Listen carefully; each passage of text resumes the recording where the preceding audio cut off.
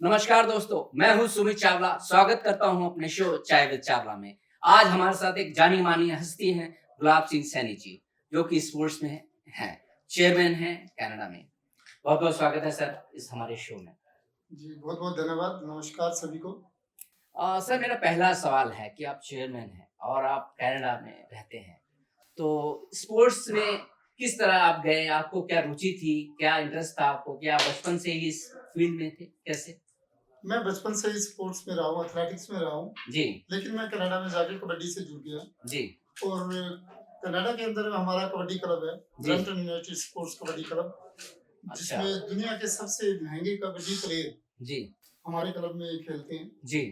और हर साल हम वर्ल्ड कनाडा कप भी कराते हैं, जी, जिसमें हरियाणा के 25 से 30 प्लेयर खेलते हैं और पंजाब और पूरी दुनिया से हमारी वर्ल्ड कप के अंदर आते हैं और वो खेलते हैं वहाँ पे। तो मतलब इंडिया के बच्चों को भी मौका मिलता है आपके वहाँ पे? बिल्कुल इंडिया के बच्चों को बहुत मौका मिलता है और उनको और मौका देने के लिए अभी हम आप देखोगे आने वाले टाइम में हम यहाँ पे लीग करवा रहे हैं। जी, आप तो हमें पूरा प्रोसीजर इसके बारे में बताइए कि बच्चों को कैसे जाना है, क्योंकि आप कनाडा में हैं, तो ये इंडिया के बच्चों को जाने में बड़ी दिक्कत होती है, उनका वीज़ा है, ये है, फलाना-ढिकाना, बहुत सारी चीज़ें हैं, उसके बारे में हमें विस्तार से नहीं, आप बताइए। ये लीग जो है ये कनाडा में नहीं हो रही, ये लीग हिंदुस्तान में हो रही है, इंडिया में। हरियाणा में होगी जी, और इसके अंदर पोर्टल है, सभी अपना रजिस्ट्रेशन अपना पोर्टल पे कराएं हुँ, और हमने ग्रेडिंग की हुई है पूरी दुनिया के जितने भी कबड्डी प्लेयर हैं उनकी सबकी ग्रेडिंग है, A grade, B grade, C grade जी, और उसके अंदर 4-4 हर ग्रेड से प्लेयर लिए जाएंगे, 4 ए ग्रेड से, 4 बी ग्रेड से, 4 सी ग्रेड से और 4 फॉरनर। जी, और एशियन प्रीमियर कबड्डी लीग एक बहुत बड़ी हिंदुस्तान में पहली बार जी, इतनी बड़ी कोई लीग होने जा रही है, जी, जो कि इंडोर होगी, मैट पे होगी जी, और उसके अंदर पूरा इंटरनेशनल कबड्डी फेडरेशन के जो रूल रेगुलेशन है, जी, उसके अंडर में होगा। क्यों? क्योंकि जब ये खिलाड़ी नेशनल और इंटरनेशनल लेवल पे खेल के आए, तो हमारे बच्चों को, हमारे प्लेयर्स को जो चाहे हरियाणा से है, चाहे पंजाब से है या हिंदुस्तान के किसी भी हिस्से से हैं, उनको दूसरे खेलों की भांति जॉब में अवार्ड रिवार्ड बराबर का मिल सके। तो ये कब होने वाला है सर? बहुत जल्दी नेक्स्ट मंथ इसकी ट्रॉफी लॉन्च हो जाएगी जी, और सितंबर के लास्ट वीक या फिर अक्टूबर के फर्स्ट वीक में जी, लीग शुरू हो जाएगी और ये लीग पूरी दुनिया के अंदर जी, इसका लाइव टेलीकास्ट होगा जी, और ये लीग 15 से 21 दिन चलेगी। जी, आप स्टेडियम में जाके भी देख सकते हो जी। और आप अपने घर बैठे भी टीवी पे भी देख सकते जी, जी। तो इसका मतलब डेट अभी डिसाइड अभी हुआ नहीं है। हो। अभी अगले वीक इसका अनाउंस कर दिया जी, जाएगा। जी।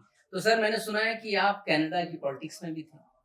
बिल्कुल। उसके बारे में थोड़ा हमारी जनता जानना चाहती है, क्योंकि इंडिया की पॉलिटिक्स और वहाँ की पॉलिटिक्स में क्या फ़र्क है? वो थोड़ा-सा हमें आप विस्तार से बताइए। पूरी दुनिया के अंदर पॉलिटिक्स एक जैसी है एक जैसे। और पॉलिटिक्स में कोई फर्क नहीं है, जी, लेकिन उसको इम्प्लीमेंट करने का तरीका थोड़ा सा अलग है। जी, जितनी मैं कहता हूँ कि पावर जी, या हमारे जो रिप्रेजेंटेटिव है, चाहे एमएलए, एमपी है, जी, उनके पास होती है, हमारे पास उतनी नहीं होती है। हमारा एक काइंड ऑफ जॉब की तरह होता है जी, कि आप कोई चुनिए और आप सर्विस करो, पब्लिक सर्विस की जी, तरह एक हमें वर्क करना पड़ता है जी। और पॉलिटिक्स तो मैंने बताया कि पूरी दुनिया में एक जैसी तो है। जैसे इंडिया में फैसिलिटीज़ मिलती हैं वैसा वहाँ नहीं है। ऐसा कुछ नहीं है, वहाँ पे वीआईपी कल्चर नहीं है। वीआईपी क्योंकि हमारे इंडिया में तो इंडिया में वीआईपी के वीआईपी कल्चर बहुत है, कल्चर है। बहुत पावर्स है। जी, लेकिन पॉलिसी और वो एक पब्लिक के लिए सातों दिन 24 घंटे काम करना, जी, अगर देखें तो क्योंकि मैं एक विकसित देश है, हमारा विकासशील देश है हिंदुस्तान जी, और कनाडा एक विकसित देश है। जी, तो हमारी जो पॉलिसी है थोड़ी बहुत ही फर्क है, जी। उसको इम्प्लीमेंट जो करना है जो कहना है वो करना है। जी। मैं सर एक सवाल मेरा ये है कि आप कनाडा रहते हैं लेकिन आप इंडियन हैं, बिल्कुल, तो आपने इंडिया में पॉलिटिक्स क्यों नहीं की? क्योंकि मैं जब पॉलिटिक्स करने का टाइम आ गया मैं हिंदुस्तान छोड़ के कनाडा में चला क्यों गया। ऐसा?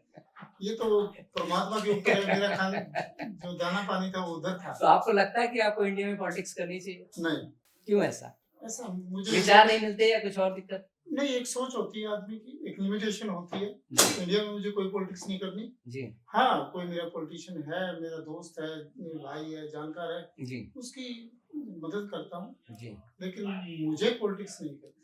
तो हम लौट के आपके इसी मुद्दे पर आते हैं कबड्डी वाले पे।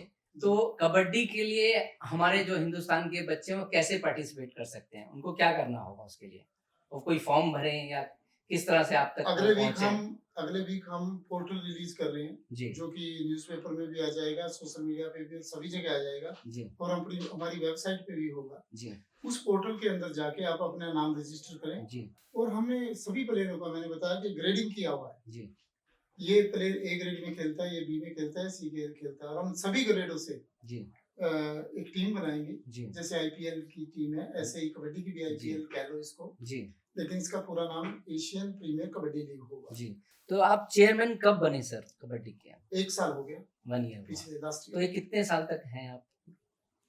देखो, ये 5 साल का है। 5 साल का है। हाँ, और मेरा जो टारगेट है 2 साल के अंदर मैं कबड्डी को बहुत ऊपर लेके जाना चाहता हूँ, और ये लीग उसमें एक कदम है। जी और उसके बाद बैक टू बैक वोमेन की होगी। जी उसके बाद हमने एशिया चैंपियनशिप मलेशिया में रखी है, जी वो दिसंबर और जनवरी के फर्स्ट वीक तक हम डेट अनाउंस कर देंगे जी कौन सी डेट होगी। तो बैक टू बैक जब तक हमारे टूर्नामेंट, इंटरनेशनल टूर्नामेंट जब नहीं होंगे, तो हमारे प्लेयर यहाँ, हमारी कबड्डी का नाम ऊपर नहीं जाएगा, और कबड्डी के प्लेयरों को वो इंसेंटिव, वो क्रेडिट, वो अवार्ड रिवार्ड जो मिलना चाहिए वो नहीं मिल पाएगा। तो मेरा मकसद ये है कि ज़्यादा से ज़्यादा इंटरनेशनल इवेंट में कराऊं, और उसके तहत हम करवा रहे हैं। तो सर इस पोर्टल का कोई नाम वगैरह कुछ है जो जिससे बच्चे कांटेक्ट कर पाए या कुछ जानकारी मिल पाए उनको? ये अगले वीक अभी अनाउंसमेंट नहीं है। अनाउंसमेंट नहीं है अभी, ये चलिए तैयार होगा। इंतजार करिए आप लोग, उम्मीद करता हूँ बहुत जल्दी आपको पोर्टल का नाम पता चल जाएगा।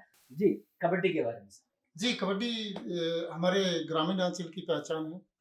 कबड्डी हमारी संस्कृति का भी हिस्सा है, और हरियाणा और पंजाब में तो कबड्डी को माँ कबड्डी कह के पुकारा जाता है, और हर बच्चे का, हर प्लेयर का, हर इंसान का ये फर्ज है कि हम अपनी माँ की सेवा करें, और माँ की सेवा आज कर सकते हैं तो हम कबड्डी के रूप में हमें करनी चाहिए, और उसी को लेके हम आगे बढ़ रहे हैं, ताकि हमारे जो ग्रामीण के बच्चे हैं या शहर के बच्चे हैं, जो युवा वर्ग है, वो नशे से दूर होकर खेलों की तरफ आए।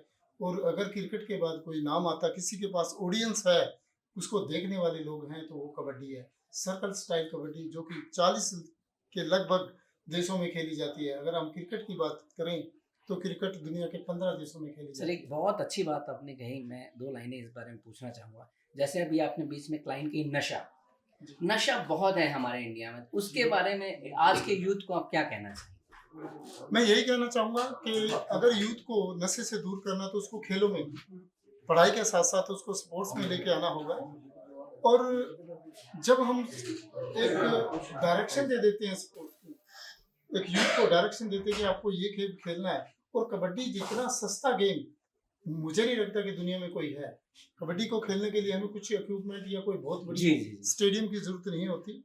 और कबड्डी के अंदर यूथ, हम बचपन में हर बच्चा ने, मैं कहता हूँ कि कबड्डी खेली होगी, बिल्कुल खेली, चाहे उसने 5 साल की उम्र में खेली, चाहे 10 साल की उम्र में खेली, हर चाहे मैन है, वो मैन है, उन्होंने खेल खेली है। जी जी। तो इससे जुड़ना बहुत अच्छा है। और एक मैंने बोला कि ग्रामीण आंचल की पहचान है, संस्कृति का हिस्सा है, इसलिए भी हमें कबड्डी को, क्योंकि हिंदुस्तान का खेल है और ये पूरी दुनिया का खेल बन गया है।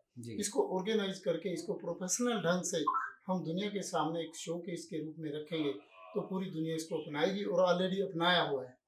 40 देश, मैंने बोला कि 40 देश के लगभग ये कबड्डी खेली जाती है। Thank you so much sir, आपने अपना कीमती वक्त दिया। बहुत बहुत धन्यवाद और थैंक यू सो मच, आपने अपना कीमती वक्त हमें दिया है, बहुत बिजी हैं आप, थैंक यू। तो मिलते हैं किसी अगली सेलिब्रिटी के साथ, तब तक शुभ रात्रि, शुभ खैर, गुड नाइट। धन्यवाद। Thank you sir.